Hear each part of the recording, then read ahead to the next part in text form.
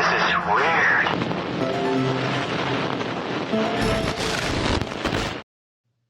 From the land of conjurers, flying through the internet to your device like a UAP, hauntingly unexplained and downright weird. This is the Witching Hours, and we are ready to take off in the flash of an eye.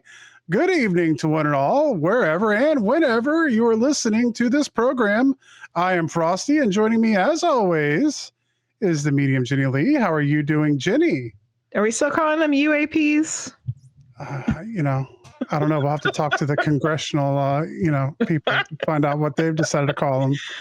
I'm all right. How are you? I don't know. You want to get weird? Of course. We are going to get really weird tonight, and I am excited for it. We have a wonderful show for you guys tonight. Thank you for hanging out. A little bit late getting started, but we are here, and we got a great show for you tonight. So I know we want to really get into this. Are you ready to get into some news, Jenny?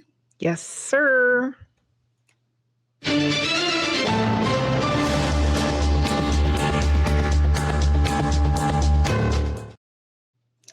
All right. Well, I guess I would like to say thank you guys, everyone, for hanging in there. Everyone who's joined us can chat tonight.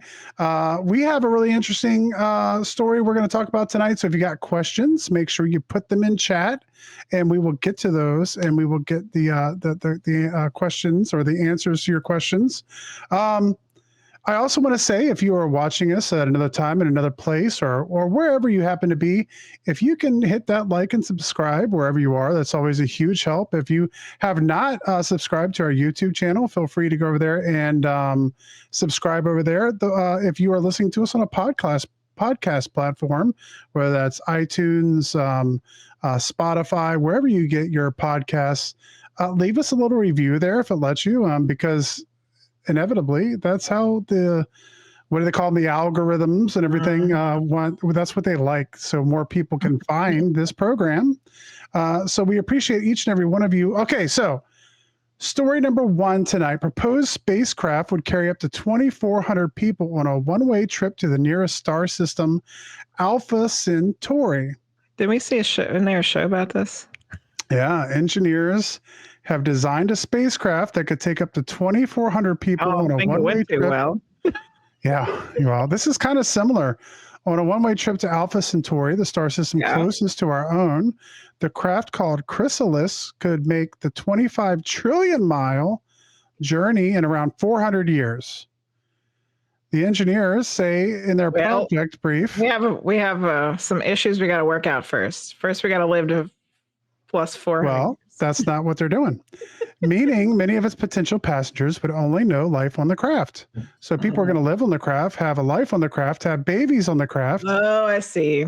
And maybe 400 years? Maybe their great grandchildren will make it to Alpha Centauri, which, by the way, I don't think we think has any kind of Earth-like planet there. So they're liable to get to a solar system with some gas giants and then just, turn around and come home. I don't know. 400, 800 years from now, we might have some people returning back to. What the heck? So Chrysalis is designed to house several generations of people until it enters the star system, where it could shuttle them to the surface of the planet. Well, here we go. Proxima Centauri B, an Earth-sized exoplanet that is thought to be potentially habitable. I didn't know about that one, so I was a little misspoken there. The project won first place in the Project Hyperion design competition, a challenge that requires teams to design hypothetical multi-generational ships for interstellar travel. Wow. And I thought this was interesting too. They said that before boarding the ship, the Chrysalis project would require initial generations of ship inhabitants to live in and adapt to an isolated environment in Antarctica for 70 to 80 years to ensure psychological well-being. I don't know. I feel like we need to figure that out a little bit better. Yeah, but I like we might maybe workshop this for another 100 years. I like the idea, though. What do we come up with? Because this is a little much. It's a little much, you guys. Yeah.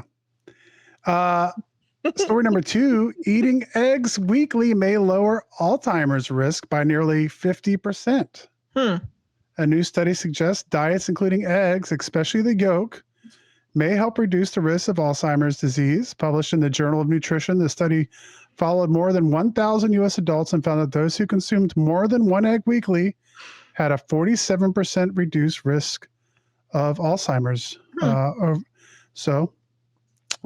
Egg yolks contain omega-3 fatty acids, which have neuroprotective benefits, supporting brain health. Yeah. The research I builds. didn't take my vitamins this morning. This research builds on an earlier study that found that even limited egg consumption around once per week was associated with slower memory decline compared to little or no egg intake. So once again, I think it's becoming more and more fashionable to have your eggs. Just makes me think of Lewis Black. Eggs are good for you. Eggs are bad for you. Bad for you. Yeah. Well, the yolk's good for you, and the white's bad for you. Yeah. Space Race 2.0. U.S. fast-tracking plans to build a nuclear reactor on the moon. Aye.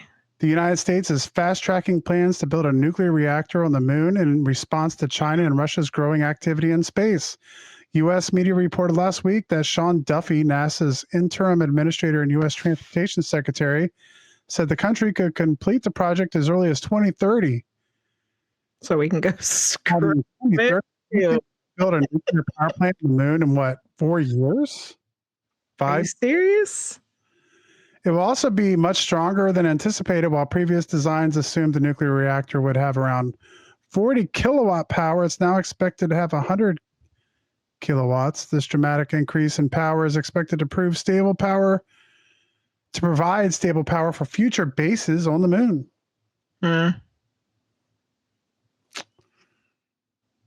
And then lastly tonight, story number 4, a North Carolina driver spots possible Sasquatch crossing road. Yay. North Carolina motorist could not believe her eyes when the car in front of her suddenly stopped and what appeared to be a Sasquatch dashed across the road.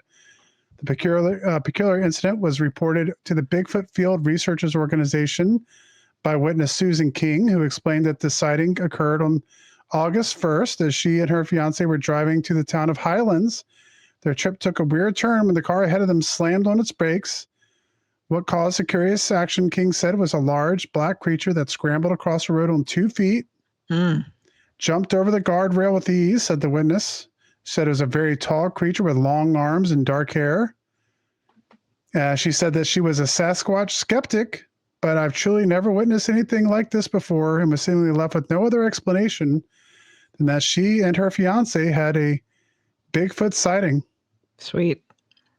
The couple was obviously startled, and evidently there's a whole lot of sightings down around North Carolina and South Carolina, where North Carolina and South Carolina come together there. So there's a squatch in them woods. There we go. Maybe so. If anybody, and I guess it's a good time to say, if anybody has any sightings in the sky or in the woods or any of those places, always feel free to let us know on our Facebook page and Discord or in chat, and we can kind of talk about your sightings that you all are having out there. But let's, Rusty, we want to do one more thing. Before we get started with our guest, we have one short thing that we're asking for some prayers and healing for our friend Clarissa that we just went to Booby's Brewery with. She's been in the hospital for about 12 or 13 days after a surgery has gone awry. So if you could just send some love and healing and good vibes and Reiki and whatever you all got, because we know y'all got stuff. If you want to send some to Clarissa, I know it would be very much appreciated. So thank you. Yeah. Love and light and Reiki and whatever wonderful things you guys have. I know that you use. Let's see how much we can help. So wonderful. All right. Lori Rehfeldt, a retired Army major, spent 10 years active duty in the Air Force as an enlistee and 17 years in the Army Reserves. She served at RAF Bentwaters and RAF Woodbridge, where she had profound experiences that ignited her interest in consciousness and extraterrestrial phenomena. She created the popular Facebook page Rendlesham Lone Ranger UFO sighting, which was featured in the James Penniston and Gary Osborne's book, The Rendlesham Enigma, Book One Timeline. Lori is also the host of the podcast God, Aliens, and Cup of Coffee, where she explores the unexplained incidents that continue to shape our understanding of reality. As an intuitive and empathetic and resilient individual, she has also navigated both the seen and unseen realms of life, shaping her unique perspective on and of the extraordinary. Everyone, please welcome to the show, Lori Rehfeldt. How are you doing, Lori? Hello. Yay, we're so excited to have you. Thank you. Doing really well. I'm happy to be here. Good, yay. Wonderful. Well, there's so much to get to, and I almost don't even know where to begin. I am familiar with the Rendlesham Forest UFO incidents. I imagine most people who have some kind of interest in the UFO field do, but I guess the best thing, Lori, would be to just kind of start from the beginning, maybe starting like how you wound up at RAF Bentwaters, and kind of, I guess, start from the beginning there. Okay, sure. Well, I had recently wrote the book, The Rendlesham Lone Ranger, and I actually started it from when I was a little kid, about 4 or 5 years old, and I would have these feelings about something in the cellar, which, kids feel certain things. But some of it, what was happening, it grew. Whatever was angry in the cellar really started projecting itself out, meaning that I could actually hear it laughing, like ha ha ha ha ha. And it was just really, really kind of crazy. And I had seen, when I was in second grade, I had one of those moments where I look off into this. I went to a Catholic school. We had to march pretty much to get to our classroom, and we passed the all-purpose room, and I looked at the double doors, and I see this really, really beautiful statue of Mary, the Mother of Jesus, and looking at it, I'm thinking, what the heck? Because it didn't belong in that room, and it was so lifelike and had all these flowers at her base, and she was holding roses. And I passed the next set of double doors, and she was gone. And I'm thinking, who moved that statue so fast? Because I wasn't thinking in terms of it was an apparition or anything like that. I was just thinking, I wonder how they did that. So, wow. Yeah, well, that's pretty much the way I operate. It's like, how'd they do it? And then I go home and I tell my mom, and she does a transatlantic call to my grandma who lives in Ireland, and she tells her, Lori saw Mary, blah, blah, blah. And I was kind of confused because I didn't really know the intent of it, but I've had a lot of these types of experiences that I finally realized that I have that receptivity, and that, and I know many people have it, it just depends on where it's at. And so when I went into the military, I just kind of buried a lot of that, about that stuff. And I realized too, I was around a lot of very logical people seeing black and white, there's no room for any gray. And so I'm like, I go by my gut. I'm like, this isn't right. Well, was that something that you were still kind of experiencing all the way going into the military, or had that been something that had started to go away for you in general before joining the military? No, it continued. I mean, it was always there. When I was, like, I could tell, even though no one was saying anything about it, like, I knew my mom and dad were going to get a divorce before they even spoke the words. And I mean, I just felt it. It's like this is vibration. It's when you go to a place and and you're like, I mean, sometimes I look at houses on Zillow, and I would say, oh no, I would never live there because I know that house is haunted. So it's just that, and then I will corroborate with people and find out, is that house haunted? And he's like, oh my God, yeah, blah blah. Oh, you're not gonna believe it. And sometimes I can feel, I can feel when there's a presence of someone near somebody who's gone on to another realm.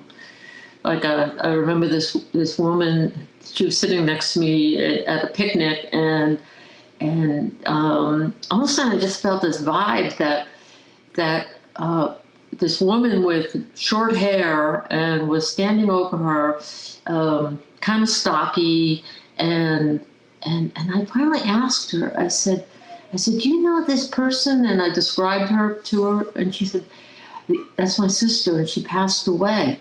And she was like looking at me like I'm, crazy, I guess. Yeah. and I said, well, she's here. She wants you to know that she's okay, that she's that she's here for you, and so that happens many times over. I mean, it's I think it's something that you got to practice. I think it's like anything. But when I got to England, when I got the assignment, I had just finished technical school and I was going to be in law enforcement. And I was kind of excited because I really enjoyed basic training in tech school. Go figure. And I was like, Mom, I'm having fun. So I was really gung-ho and couldn't wait to get to my first assignment. And I was going to England, and my grandma lives in Ireland, so I figured that's exciting. I'll be around family, and I had been to Europe when I was a child, so I kind of felt very comfortable about it. So I landed at Newland Hall, and then we got onto one of these luxury buses that took us to each of our bases, and mine was Bentwaters. And as soon as I got off the bus, and I hadn't slept well because I was so anxious and excited about going, because we flew out of McGuire Air Force Base in New Jersey, and we landed at Newland Hall. And I guess the planes were pretty slow back then because it took them for freaking ever to get there. But we finally get there, and I, like I said, I just couldn't sleep, and I started to, as soon as I got to the base, I started seeing all these Quonset huts, and I was just thinking, this can't be it. It's supposed to be Royal Air Force. Yeah. RAF, Royal. I want to see the red carpet. And there was no red carpet at all. So, what was the time? No what queen was the time? Or nothing, huh? Yeah. What was the time frame that you were there, Lori? I know. So what year was that?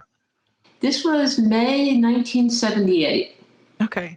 So then I get off the bus, and I'm trying to get my duffel bag and my stuff together. And my sponsor shows up, and the first thing she says is, "Welcome to Cripple Creek." And I'm like, this is getting worse. I'm like, no, it's RAF, Royal Air Force, Bentwaters. And you're like, I'm like, I'm not liking this. And so they took my bags. Her husband was there, and his name's John, and he had a little MG. So they threw everything in the back. They threw me in the back of the MG. I don't know how I hung on to it, but they took me over to the other side of the base, and where I got to go to the chow hall and found the food to be horrible. I'm thinking, this is not good. It was just getting worse and worse and worse. You've already explained, I think, just about the average military experience right there. Yeah. So, but the thing is that, again, once I got off the bus, I felt a heaviness. I felt like something was pushing down on me, literally pushing down on me. And I I couldn't shake it. And I was trying to think, oh, I'm exhausted. So maybe, I'm getting cranky, so I'm thinking, maybe that's it. Maybe all I need is a good night's sleep and I'll wake up and things will be better.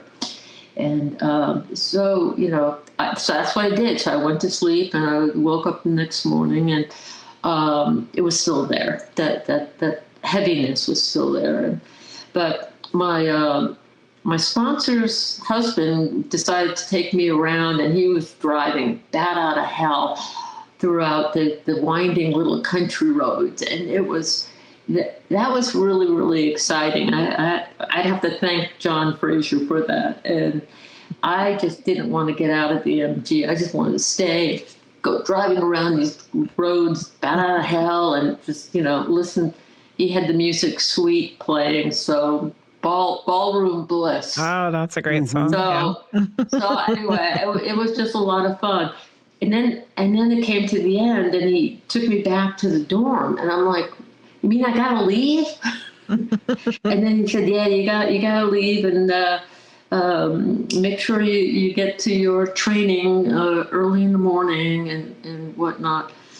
And oh no, actually before that. And this was really messed up, but he decided for me to meet the squadron commander, Major Ziegler. And I'm thinking, I don't think that's a good idea. So I show up and he goes, no, he's a great guy. I work on his car all the time and he's just great. And you really like him. So when he saw John, he smiled. And then when he saw me, he was very pleasant. Until he realized that I was a member of his squadron. And he was like, he kind of gave me a look like, what are you doing here? And I'm kind of like thinking, John, what am I doing here? And so I knew that it was not a good first impression because, I guess he thought, who's this cute little British girl or Irish girl? I'm thinking, oh my God. Connected.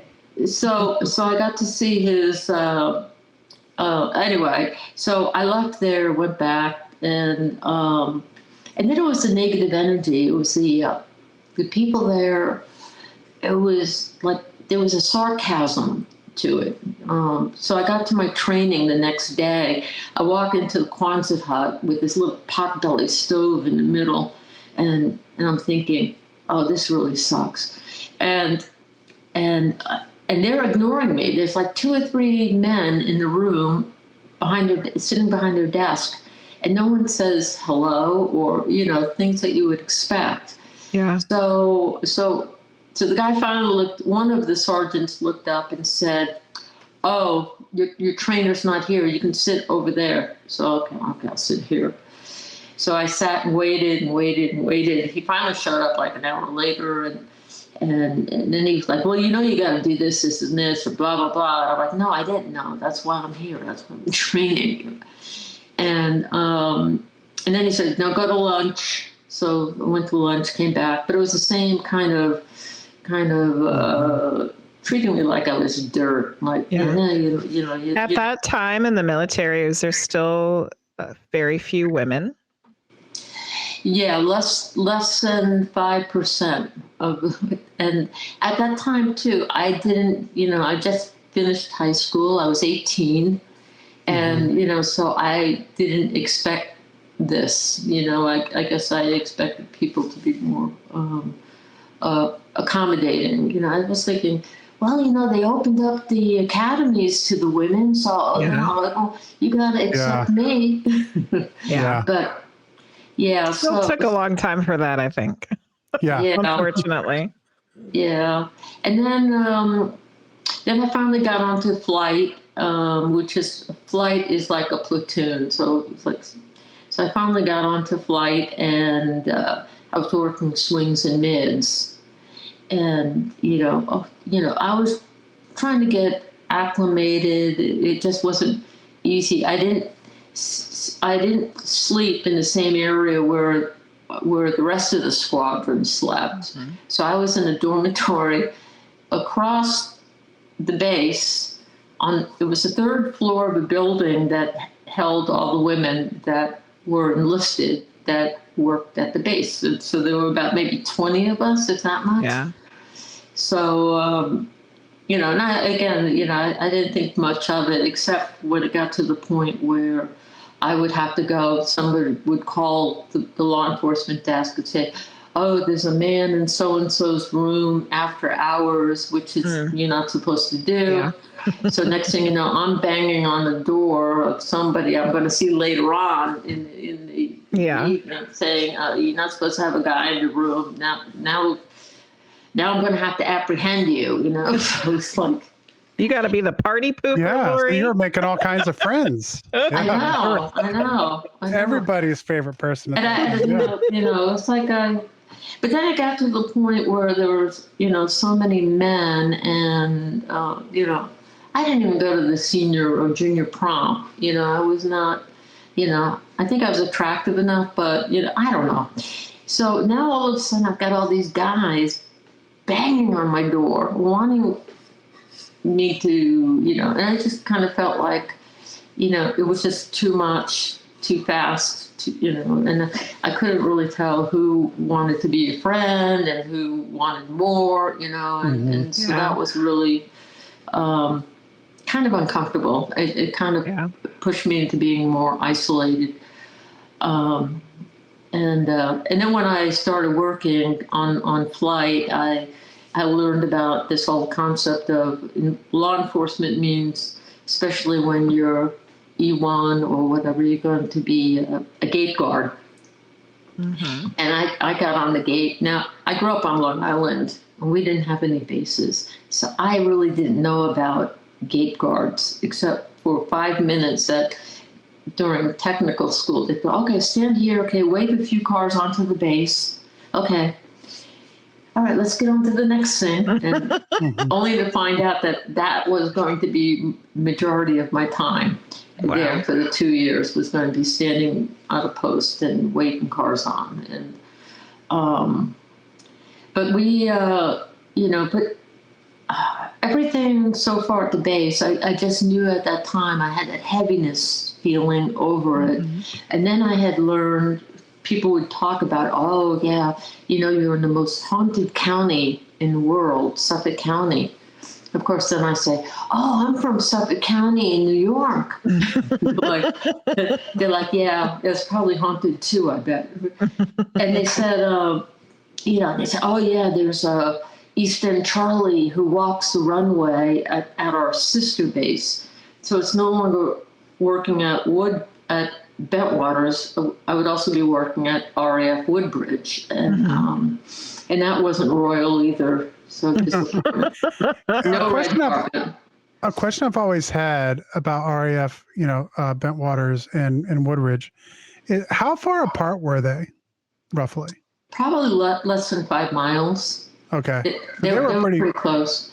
What divided them was really the Rendlesham forest. And I know the forest itself during the day or in the early evening was really, really quite beautiful. It was very kind of magical. It reminded me of course, I bring up the story, which isn't really magical, about Hansel and Gretel, but it looked like the forest that Hansel and Gretel would go into until they run into the witch who wants to eat them. But yeah. But they had witches there, druids. I think they still do. There's still a lot of that activity going on. In fact, just a couple of weeks ago, I was in England for the premiere of Capel Green, the new documentary that's out, and which is wonderful. And I got to go after it was over the following day. We went to Rendlesham Forest, and it was really kind of interesting because we got off of the train and it's like raining cats and dogs and it's thunder. I mean, it's like maybe the forest doesn't want us to come. Yeah. And as soon as we get to the forest, there's a rainbow and it's all nice. And I start thinking, well, maybe they're on good behavior now.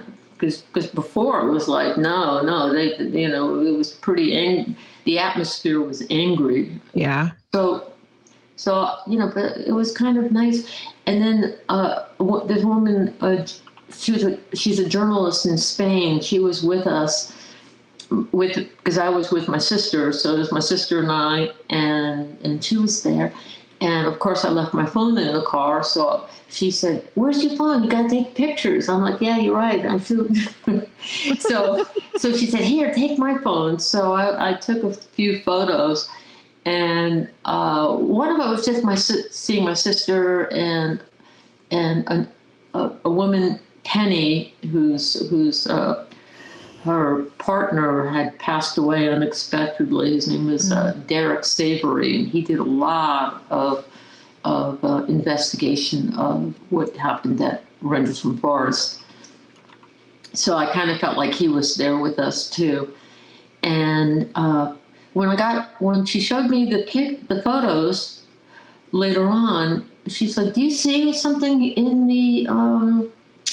It was like in the trees and the foliage, and I said, I looked at the picture, and she saw like 2 or 3 beings in it, and I looked at it, and all of a sudden I said, "No, there's more than that. There's about 30."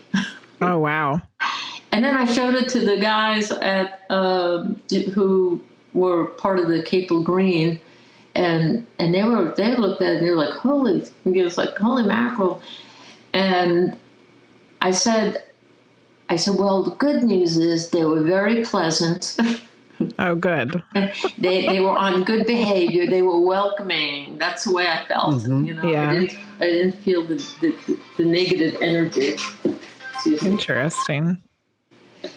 And so when you were there in 78, you get there in 78 and you feel that the energy there is not great. And then you're getting told that it's a haunted place.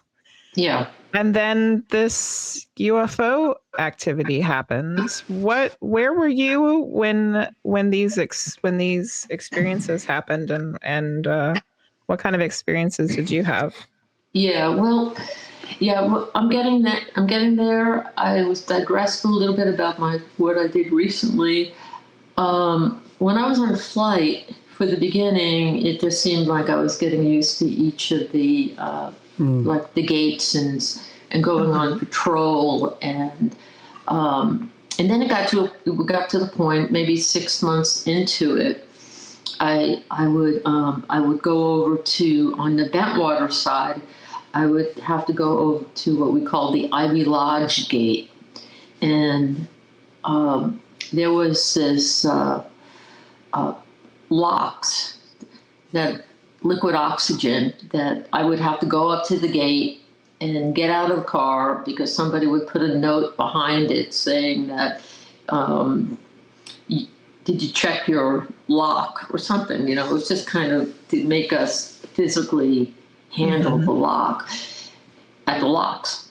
And I felt I would pull in, and we drove American sedans and pickup trucks. And I was driving a pickup truck, but we were driving on the left side of the road.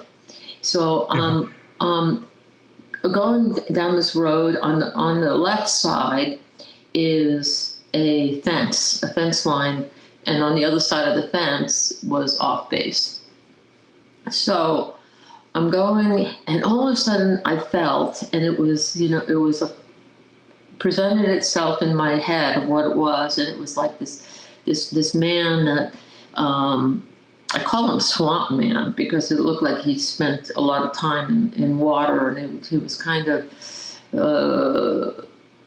being an instigator or being, trying to scare me.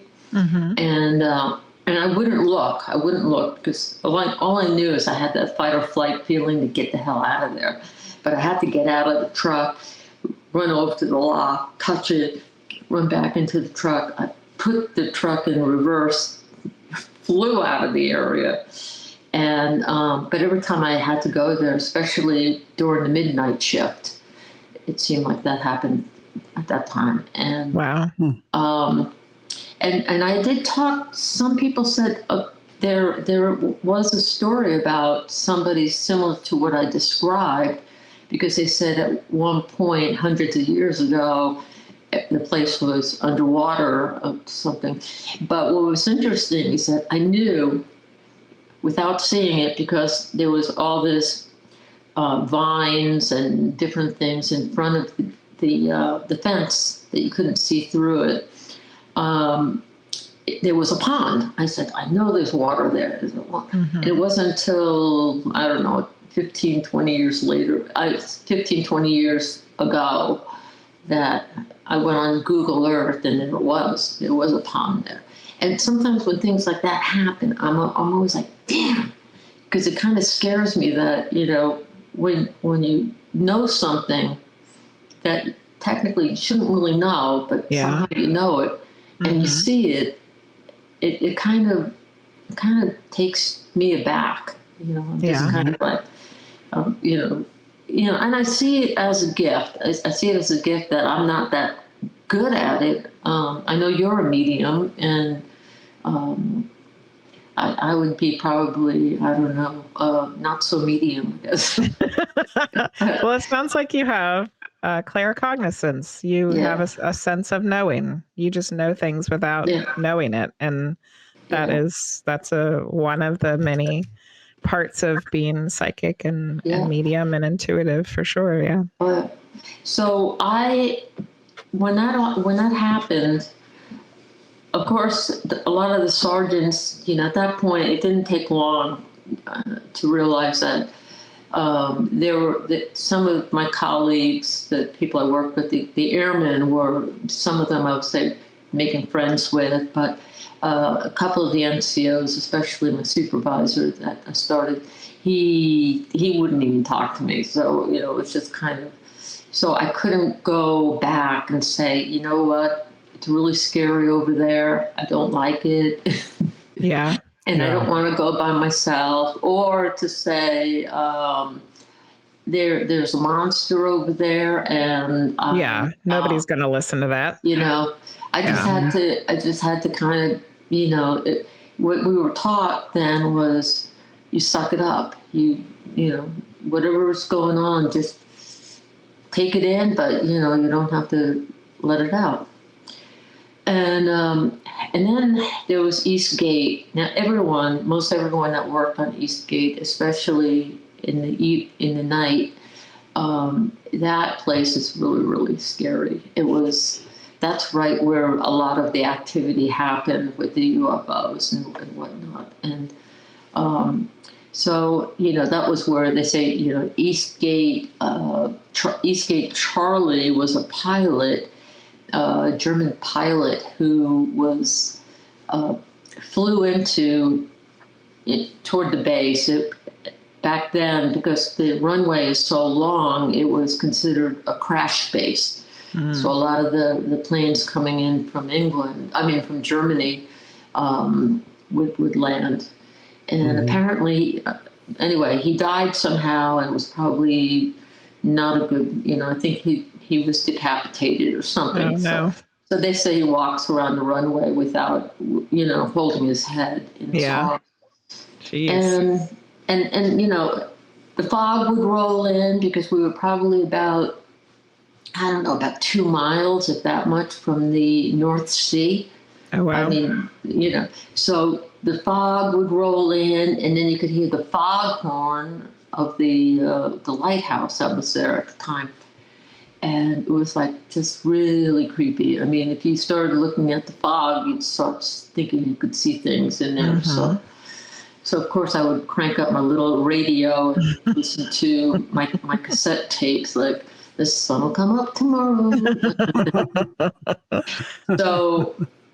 So then I had the second experience I had to do with, I was sitting in the gate shack. For the first year I was there, they kept the gate open 24/7, the back gate, even though hardly any cars came through. And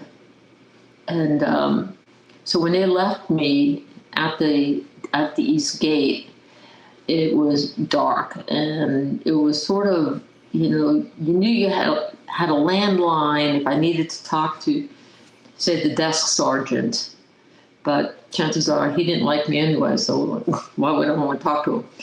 But a lot, the guys said I'd be in the back of the van, and I would be the first person to come out, to get out of the van, and then I'd watch the lights, watch them leave, and you could really feel yourself alone. And right behind me, where I was sitting, is Rendlesham Forest, and I'm sitting there. It's about 2-3 o'clock in the morning, and all of a sudden, I was really tired. I was fighting to keep awake, and all of a sudden, I could feel this gray entity behind me with the white face. Now, if I'm sitting down in a chair, his face would be up here, so it had to be pretty short.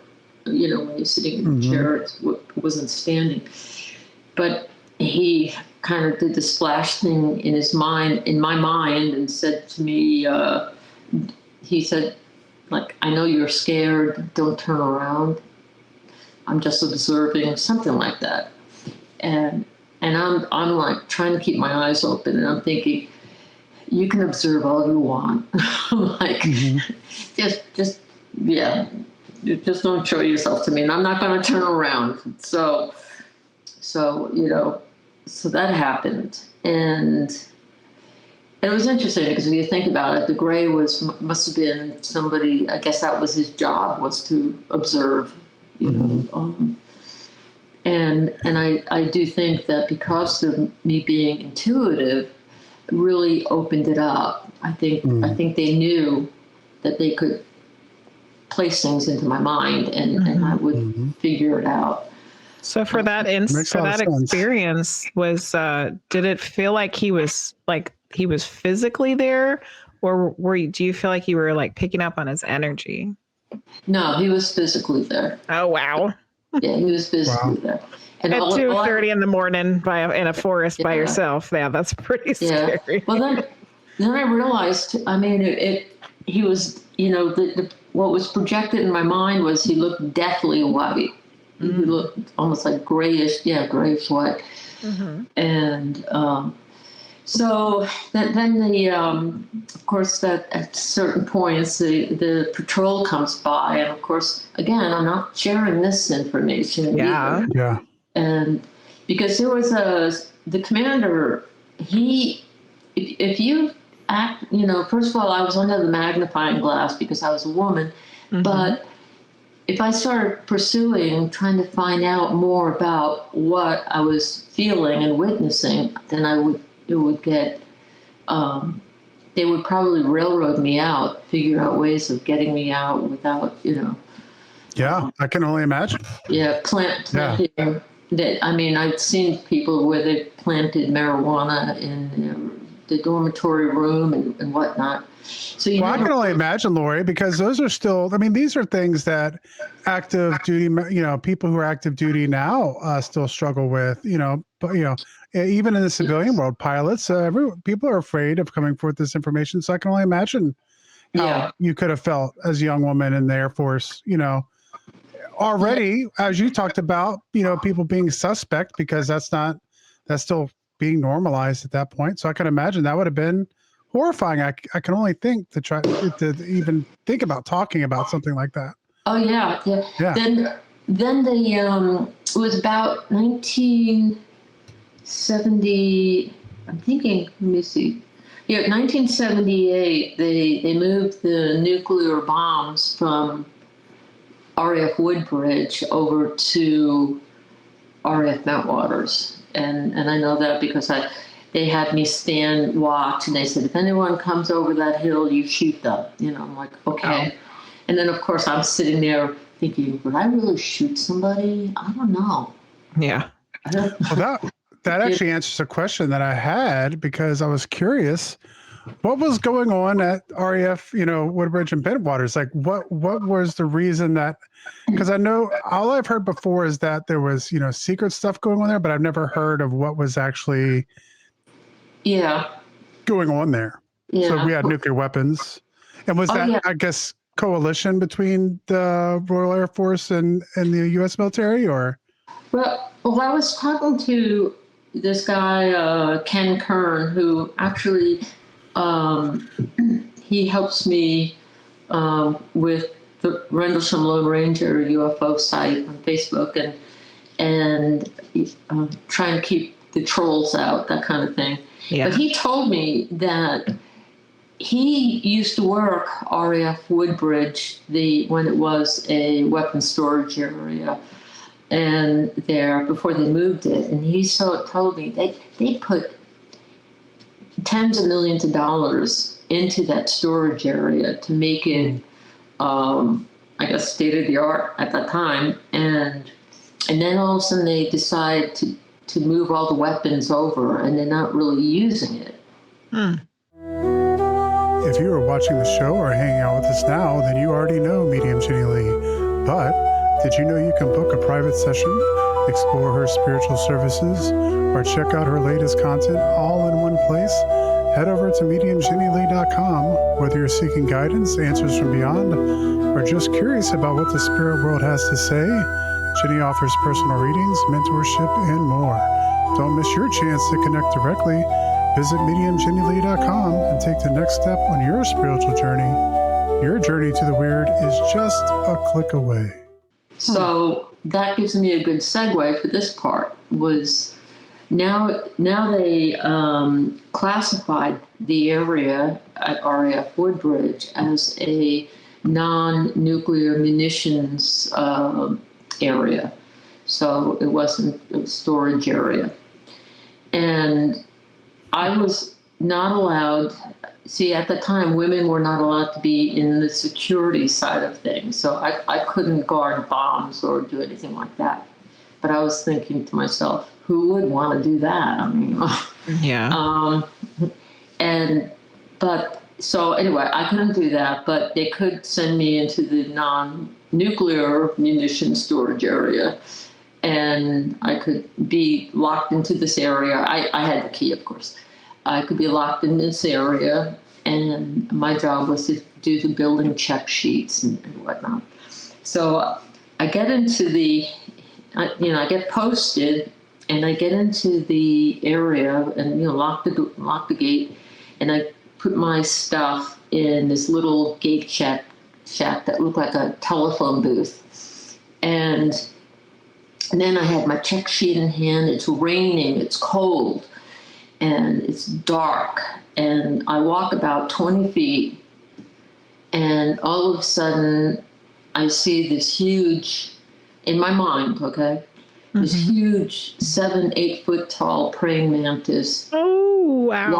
Walking on two legs, very muscular, and he said, "Don't go." And I did an about face and went back to my gate shack. I'm like, no. I'm like, and he was pacing in my mind. So I'm thinking, well, he's busy.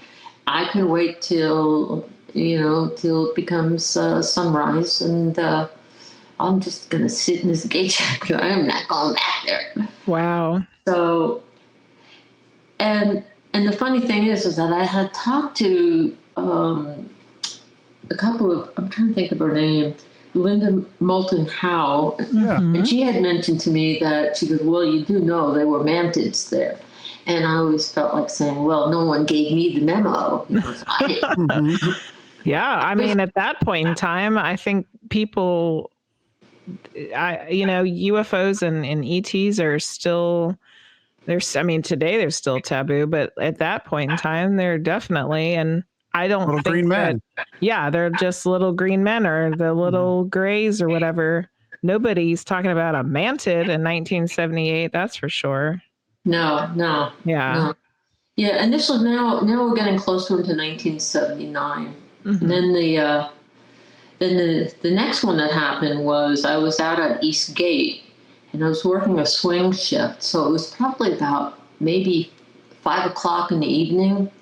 And I turn around and I see this full bird colonel leaning against the boxes or something. And I'm thinking, what's he doing there? And the interesting thing is that based on where I was sitting, there was no way that he could move he had to, if he needed to leave, he would have to go in front of me or to go to the right or left. But the one thing that I noticed is that he was in his flight suit, but he did not have his hat on. Now, the rule is that when you're outside, you have to wear your hat. Yep. Mm-hmm. So I'm thinking, and if the patrol went by and saw that he didn't have a hat on, then I would get in trouble for not telling him to put the hat on. So I was kind of sucked into this. It's not like I could ignore it and say, well, he's a colonel. He's not wearing his hat. So, Although I can say, Lori, I was in the Army, so I can only imagine the amount of terror that would have to go through me if I had to tell a full bird colonel that he had to put his cover on. Yeah, exactly. You don't know the grief you're giving me here.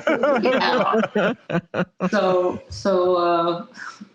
anyway, I finally got the gumption, because I wasn't even looking at him. I'd look over and say, oh man, why can't he just go away?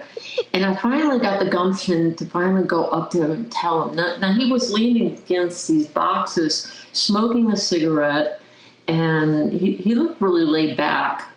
But then when I finally got the gumption to turn around and go to talk to him, he was gone. And, oh, wow. And I'm thinking, where'd he go? And I actually walked out into the middle of the perimeter road, which is right there, and I looked down because he would have had to be walking along the fence line or traipsing along the fence line. And of course, I didn't, know why, but he was gone, and I finally realized that it was the colonel was one of the first A-10 pilots, and he was at an air show, and I believe it was RAF Chicksams, and his I think some foreign object there was something in like a pan or something that was in his in the engine compartment, and all of a sudden he's flying low level, and the next thing you know, his plane starts to cartwheel, and he dies. He ejects, but he's sideways, so he's technically ejecting into the trees. Yikes! So I described to him, the beginning of Netscape, all that good, the internet, superhighway, all that, and his daughter actually got in touch with me, and she said, because I wrote it and put it on some kind of a bulletin board or what, and she said that sounded like my dad. Wow. And I'd seen a picture of him, and I said, yeah, that's the guy that won't wear his hat. So apparently he did like the party. That was one thing. He lived life, work hard, play hard, and yeah. Wow. Well, and I told her, I said, well, he seemed like a nice guy. I don't think he would have yelled at me. His ghost was nice, So by this point now too, it's the heaviness. I mean, the heaviness never went away, and I started to feel like it was like I was changing, like my body. It was like I started to, get heavy, and I wasn't, because I was pretty much a thin kid, and then all of a sudden it was like I got there and I was like, I put on like 30 pounds, and it wasn't that I was eating a lot of food. It was, the food was pretty crappy. So, but I just felt like, and then I felt my stamina was going, so, I mean, here I'm 18, 19 years old, and I'm having difficulty standing up to wave cars onto the base. I was just like, wow. What, I just didn't understand what was going on with my body. And of course I felt like it was my body, so I better know what I got to do, to make it better, instead of saying, maybe I was getting sick from the frequencies and whatnot that were going on. Where there was a place not far from there called Bogsy Bay, where they do different experiments for radar jamming and that kind of thing. And but of course we didn't know about that back then. It wasn't, there was no way of, we got the Stars and Stripes newspaper and, that was that. And to find out the real history of the place, it was almost difficult. And then the last one was actually in February of 1980. Now, technically, I should have like 5 months left, and then I get to leave and go to my next base. Mm-hmm. But I extend because I fell in love with my first boyfriend. Blah blah blah. Oh, yeah. And then at least you found somebody there who wasn't a jerk. No, he turned out to be a jerk. Oh, he turned out to be a jerk. Sorry, Lori. Yeah. But it was still, he was sweet until he wasn't. Yeah. Sounds like a Miley Cyrus song. He was sweet. And so I extended, and then I extended to December. No, I extended for a year to May of 1981, and then when we broke up, I said I want to curtail it. I want to leave in May of 1980, and they said no, you will curtail it to December of 1980. Okay. So it's February 1980 now, and now East Gate is closed during the midnight shift. So no one has to sit out there and be scared. Well, that's good. So we were driving. I was on patrol with Keith Duffield, Airman First Class. And so we're both trying to stay awake, and we're checking to see had to take care of, make sure the gate guard, who happened to be Doc Rhodes. It's interesting how we all came out of the woodwork with the internet and all that stuff, and we found out, oh yeah, you were on that gate. Mm-hmm. So, because he saw the light show, and he and I are over at the gate again, checking the lock on to make sure no one did anything. And I get back into the truck, and it's really cold. February, the nights are really long. It starts to get dark about like 4 or 5 o'clock in the afternoon, and stays dark till about 7 in the morning. I mean, the nights that were long. And in the summer, it's the opposite. It's like it stays light for a long time. But that's because they're also up at a higher, they're kind of like equivalent to where Nova Scotia is. Yeah. Mm-hmm. So, getting closer to the Arctic Circle up there. Yeah. Yeah. So, and I was always cold. It was like, oh man, it's really cold here. So we're sitting there. I'm filling out the building check sheet, and we're looking out in the direction of the North Sea, and we see this aircraft coming in. And I keep looking over at the runway, waiting for the lights to come on, because I'm thinking we have an airplane coming in, and which I thought at that time would be really a good thing, because that would mean we'd have something to do besides trying to keep each other entertained by telling war stories or whatnot. Because it would have been coming at that moment. I thought it was coming from Germany. We had a base called Simbach, and that they would go back and forth with the A-10s, but this looked like a big aircraft. It looked like it was like a cargo plane. So we looked, and we're watching it approach, and the lights still didn't go on. So we were wondering what was going on at the air tower. And then once it got to the edge of the runway, it stopped, and it then it did this geometric movement. It went up, down, left, right, and then broke into 3 pieces. Wow. And then flew low, and then shot up into the night sky until we couldn't see it anymore. And we were like, oh my God. what was that? And I mean, we were both like, okay. Now this was the first time that I realized he and I were on patrol, and this, this entity, this aircraft was breached military airspace. Yeah. So I knew I had to report it. And you said this is in February. This is in February of 1980? Yes. Okay. Mm-hmm. So we're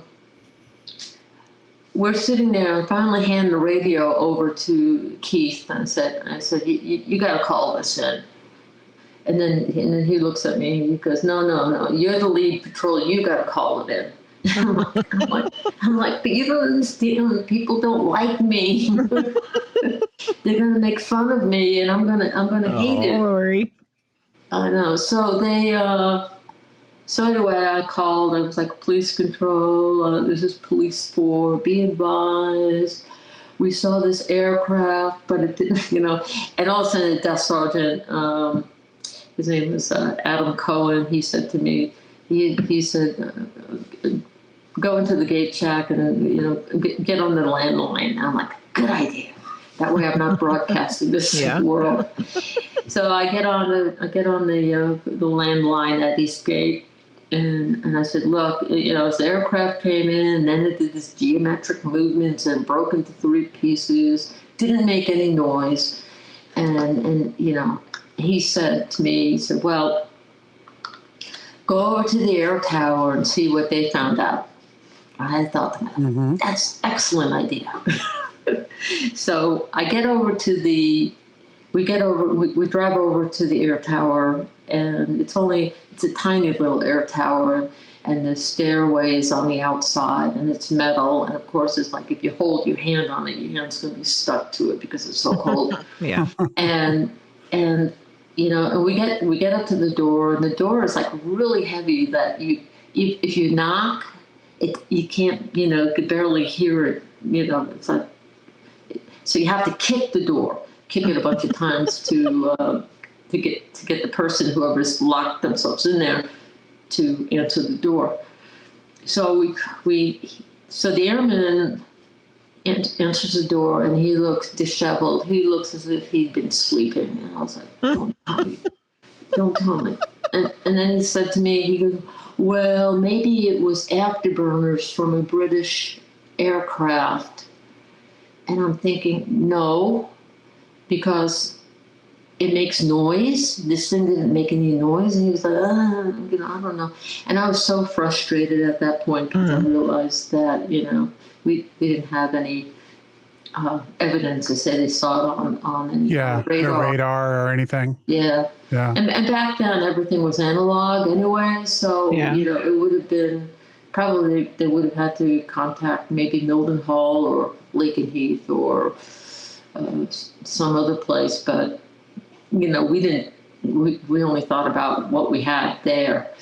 Yeah. And so for the next few weeks, I did take a lot of heat for it. And I was like, Rehfeldt seeing UFOs, that kind of thing.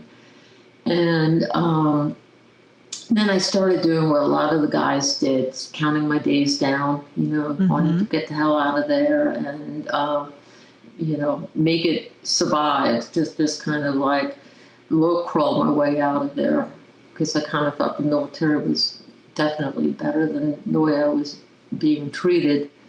And right at the end, I got my assignment. I finally got my assignment, and they gave me a port call that I was supposed to leave on December 26th. And I said, I'm taking a leave. I am not going to be sitting in the dormitory room on the 26th. And through the holidays, yeah.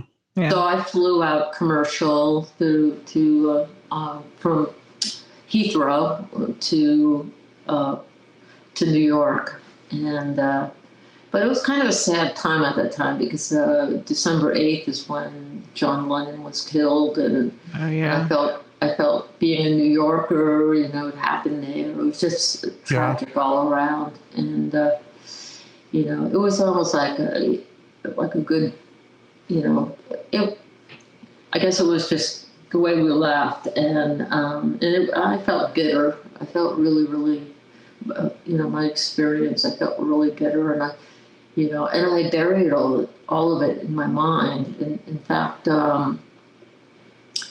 even when I was in active reserves, I didn't share all these stories with anyone except for the UFO sighting, because I was still on active reserves, and the last thing you wanted to do is, again, draw attention to yourself.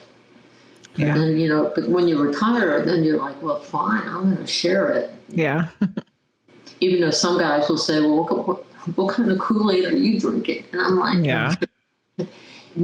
It all has to do with receptivity. There are people, they have it, they experience it. And I believe that's what happened even with, I left on the 15th. I didn't know about that the UFO came back, or that it was another experience. And then I found out that there was a colonel who experienced it.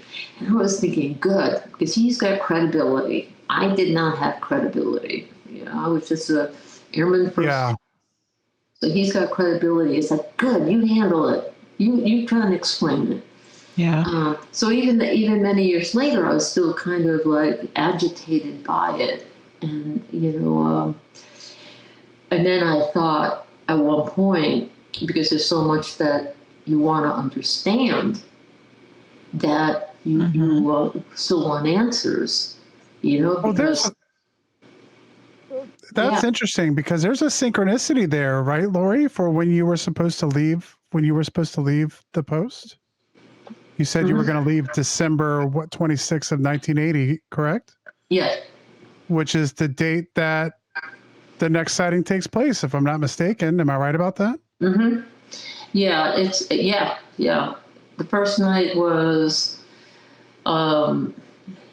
midnight. Christmas is over. Now we're into the 0001 hours. 1 minute after midnight on the 26th. So yeah. That's a heck of a synchronicity. Yeah. Yeah. How weird.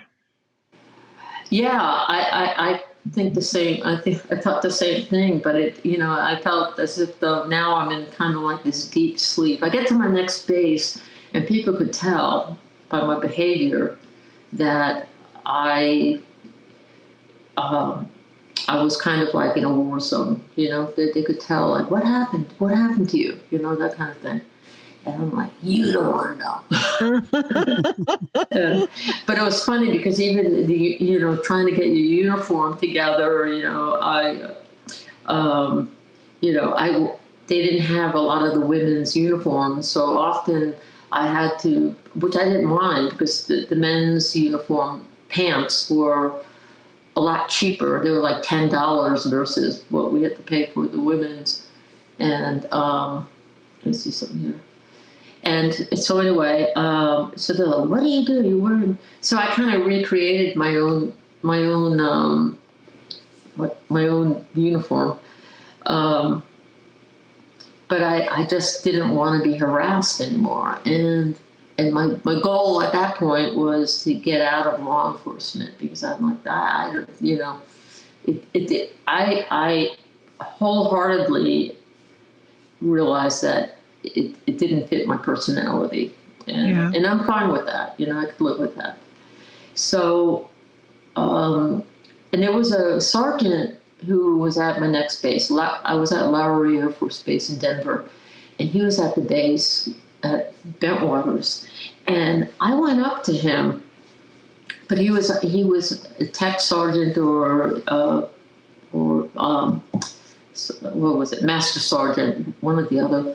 And I went up to him. He was working in the back office, and I went up to him, and so I was trying to be pleasant, and I asked him, I said, so, did you think there was anything wrong with Bentwaters? I probably said it more directly than he.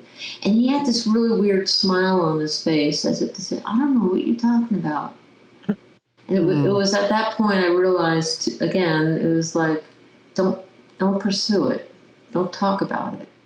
Yeah. Because you're not going to get the answers you're looking for.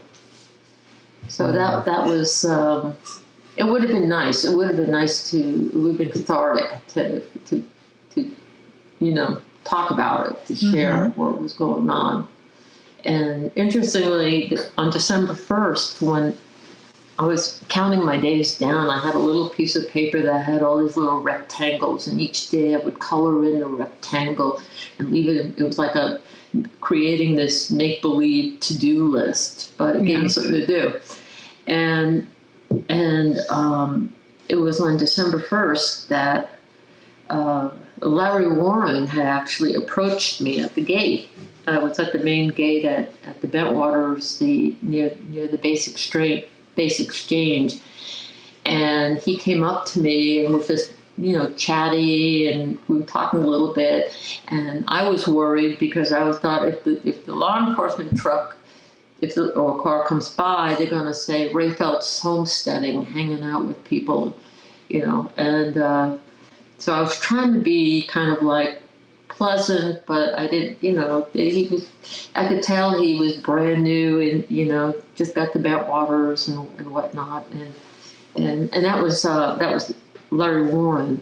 And I really wish that I had told him and others to watch their back, because the place wasn't what it seemed to be. And it was all around in regard to people getting Steve LePlume. He cut himself on his stomach because he felt this fight or flight feeling that he had to get out of there. He felt if he didn't get out of there, he was going to die. Wow. And I think I've got some PTSD from that time. And I think so many have because they put the guys through the ringer.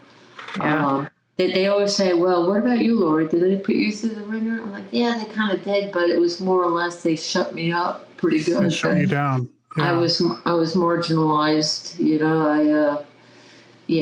And you had so many of those experiences, I guess it's apropos to the book, the fact that a lot of times you were alone in those situations. Hold on one sec. I gotta think about it.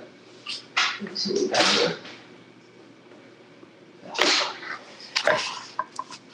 here. Gotta plug it up. I just noticed my, okay. Yeah. I'm back. Yeah, so I was going to say, the book, of course, which is Rendlesham Lone Ranger. I mean, the title there is kind of apropos because whereas, when you talk about, Burroughs and Peniston and stuff, like you said, they kind of are all going through this, I guess, at least together in some respect. Mm-hmm. And, they're out there doing the searches and stuff. For a lot of this, it seems like it was kind of you against the world, and not really other comrades to rely on really in that situation. Yeah. Oh yeah.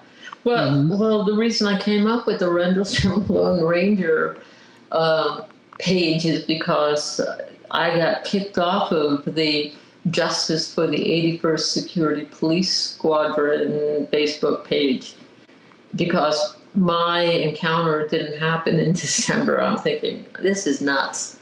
So I just felt like the Lone Ranger part of this, pretty much, you got to do it yourself. No one's going to do it for you. No one's going to have you under their wing.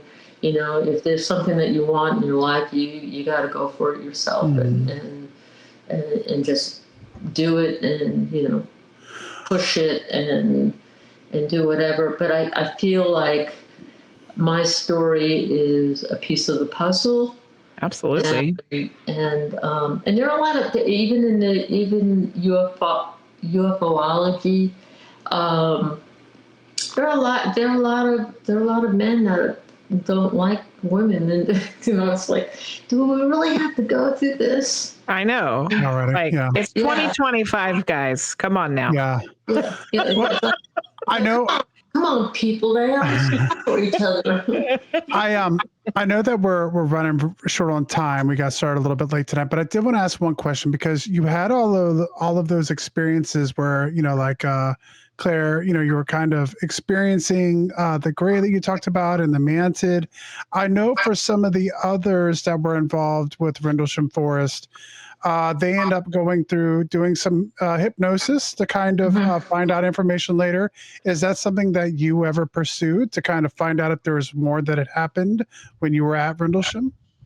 Well, yeah, I did. Yeah, I have thought about it. In fact, someone recently mentioned about even, trying it now because there were a few other things that, that happened during my time. I mean, we did have, after I left the air tower and I was heading down, I was thinking about the afterburners. I realized that it was daybreak. I mean, I could start seeing the sky was clearing up and over by the North Sea, and I'm thinking, it was 3:00 in the morning when we witnessed it. It should only be maybe about 4:00 in the morning, and now where it's daylight. So I know we lost a minimum of 2 hours, maybe 3 hours of time, and and that kind of bothered me. That I'd like to find out what happened during that time. But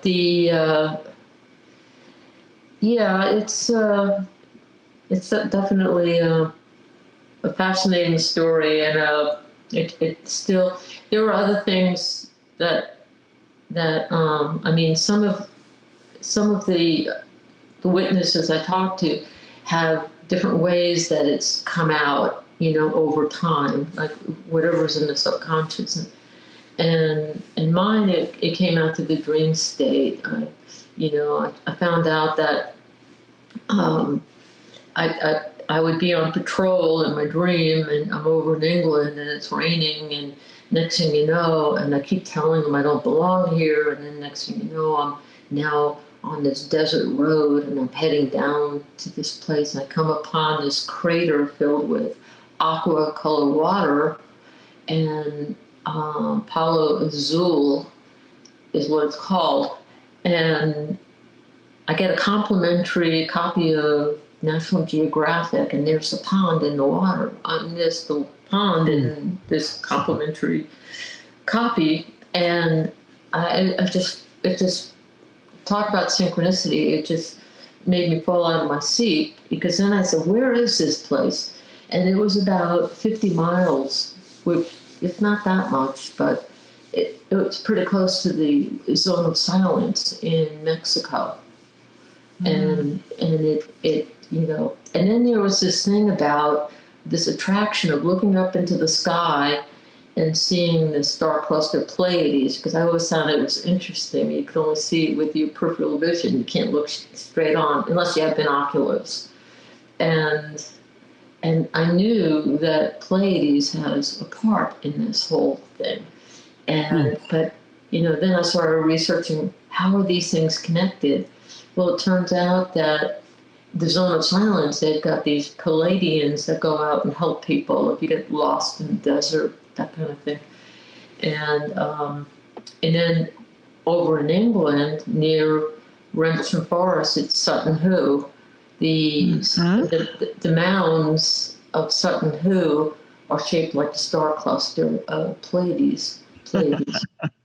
So there are a lot of connections with different things with so it's fascinating. Yeah, every answer leads to 20 more questions. 20 more questions. Yeah, it definitely is. Yeah. And, it seems like something that, an event that happened, I was born in June of 1980. So I was right after this happened. So this has been going on, for 45 years now. And it seems like there's still as evidenced by you in your book, still information that's coming out about this. And I have a funny feeling that we haven't heard the last of it. Well, the one thing I'd like to say is that when I went to England recently, and I mean, I left here, Tucson, on the 18th, got there on the 19th. The premiere was on the 20th, and then I was back on an airplane on the 22nd. It was like really, really fast. Yeah. But it was so worth it to me because the film, I think they're going to break it down into 4 segments on streaming it, but it was so well put together. It shares my story, and it shares all the other story, and it corroborates so many of the pieces that people have been fighting over, and because there is a group out there that is really, really, really hostile toward toward Larry Warren, and which they weren't there when, in England, and I knew exactly where he was at that point. He was still so happy to be in the military. He was in his career field, just trying to go the place he wanted to be. He was eager. And I was eager when I first got there too, until the eagerness, Yeah. First time I saw the Quonset hut, I'm like, I'm not eager anymore. Yeah. Wow.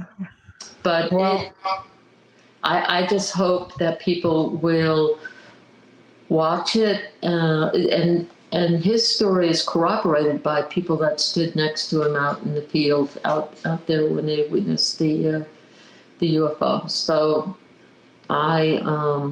Dion Johnson, who did the directing of it, it took him 8 years, but I guess it was worth it. It's just well put together. Mm-hmm. Well, yeah, the film is Capel Green. I can guarantee you that me and Jenny will watch it because I don't miss those. And the book is Rendlesham Lone Ranger. You can go out and pick that up. The website is Rehfeldt.com. That is LORIREHFELDT. And you'll be able to find that link in the description below. Click on that. You can go and purchase the book. Yeah, or they can go on Amazon for that too. Either one. There you go. Thank you so much for joining us tonight, Lori. I had a blast talking to you. Thank you so much. Thank you. I appreciate you giving me the chance to share my story.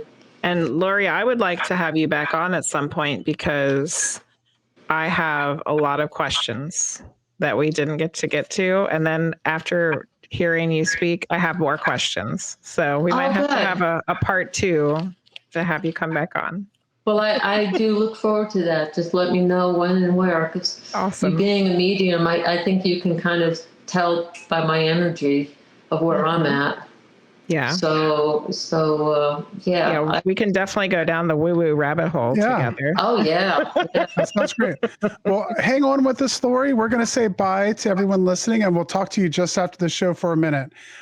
Thank you, everyone, for joining us tonight. If you are listening at another time, at another place, we will see you all next time.